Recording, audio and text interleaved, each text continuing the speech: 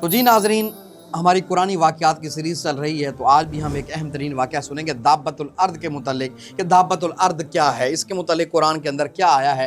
قرآن میں اس کے متعلق جو باتیں ہیں وہ میں عرض کرتا ہوں۔ دیکھیں، قیامت کی بہت سی چھوٹی بڑی نشانیاں ہیں، مگر قیامت کی 10 علامات ایسی ہیں جن کو قیامت کی بڑی نشانیاں کہا جاتا ہے۔ انہی نشانیوں میں سے ایک نشانی ہے دابۃ الارض۔ اب یہ دابۃ الارض ہے کیا، یہ کب آئے گا، اس کے آنے کا مقصد کیا ہوگا، یہ آ کر کرے گا کیا، اس کے بارے میں آپ کو بتاتا چلوں۔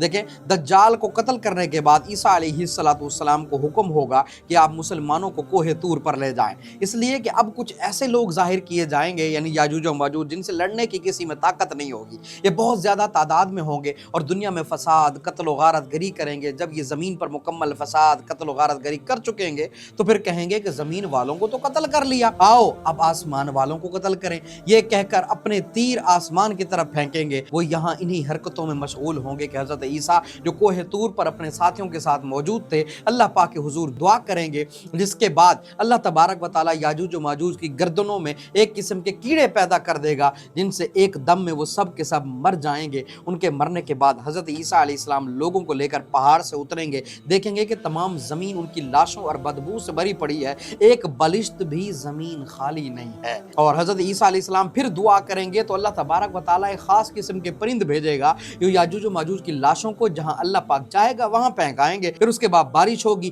اتنی ہوگی کہ زمین کو ہموار کر دے گی، اور زمین کو حکم ہوگا کہ اپنے پھلوں کو اگا اور اپنی برکتیں اگل دے، اور آسمان کو حکم ہوگا کہ اپنی برکتیں اڈیل دے۔ یوں ہر طرف خوشحالی ہی خوشحالی ہو جائے گی۔ یہ وہ وقت ہوگا جب دابۃ الارض کا ظہور ہوگا، اور روایتوں میں آتا ہے کہ جب علماء کرام دنیا سے رخصت ہو جائیں گے اور علم اٹھا لیا جائے گا، اس وقت مکہ مکرمہ میں موجود صفا پہاڑ پھٹے گا، یعنی جو صفا پہاڑی ہے کہا یہ پھٹے گی، اور اس میں سے ایک جانور نکلے گا جو لوگوں سے واضح طور پر عربی زبان میں باتیں کرے گا، اور یہ جانور سچے ایمان والوں کو اور ایمان کے لباس میں چھپے منافقوں کو نشان لگا کر جدا جدا کر دے گا۔ اسی جانور کو دابۃ الارض کہا جاتا ہے۔ اور اسی طرح فرمایا کہ دابۃ الارض کی گردن اتنی لمبی ہوگی کہ اس کو مشرق والے لوگ ایسے دیکھیں گے جیسے مغرب والے دیکھ رہے ہوں گے۔ اس کا چہرہ انسان جیسا ہوگا، اور یہ منہ سے کھائے گا، اور چونچ پرندے جیسی ہوگی۔ اس کے 4 پاؤں ہوں گے، اس کے بالوں میں ہر قسم کا کلر پایا جائے گا، اس کے بال اون والے ہوں گے۔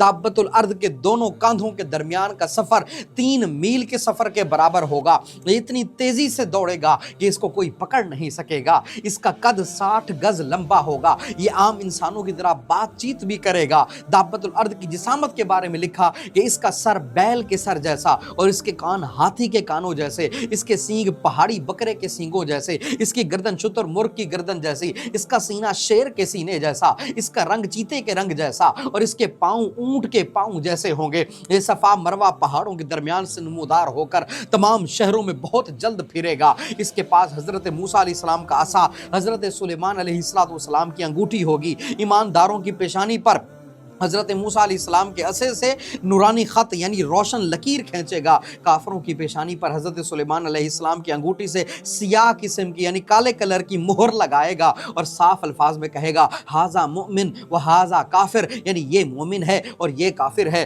اس وقت تمام مسلم و کافر اعلانیہ ظاہر ہوں گے، کسی کا کفر چھپ نہیں سکے گا۔ یہ علامت کبھی نہ بدلے گی۔ اب جو کافر ہے ہرگز ایمان نہ لائے گا، اور جو مسلمان ہے ہمیشہ ایمان پر قائم رہے گا۔ اور اس کے بعد قیامت کی ایک اور نشانی ظاہر ہوگی، جس کے بعد توبہ کا دروازہ بند ہو جائے گا، اور وہ نشانی ہے سورج کا مشرق کی بجائے مغرب سے نکلنا۔ اس پر آج کے واقعے کو ختم کرتے ہیں اس دعا کے ساتھ کہ مولا ہمیں اس فتنے سے محفوظ رکھے۔ خدا کی عزت کی قسم، ایمان مل جانا بہت بڑی نعمت ہے، ایمان پر استقامت اس سے بڑی دولت ہے، اور ایمان کو دنیا سے سلامت لے جانا یہ سب سے بڑی دولت ہے۔ ایمان مل جانا تو کمال ہے ناظرین، لیکن جو بندہ اس دنیا میں رہتے ہوئے اپنے آپ کو فتنوں سے بھی محفوظ رکھے، گناہوں سے بھی محفوظ رکھے، تمام تر جو لوازمات ہوتے ہیں گندگیوں کے ان سے اپنے سینے کو پاک رکھے، اور اس دنیا سے ایمان سلامت لے جائے، خدا کی قسم وہ بڑا خوش نصیب ہے۔ اللہ کریم ہم سب کو عذاب قبر سے بھی محفوظ فرمائے، اور تمام فتنوں سے ہماری حفاظت فرمائے۔ آمین بجاہ طٰہٰ و یاسین۔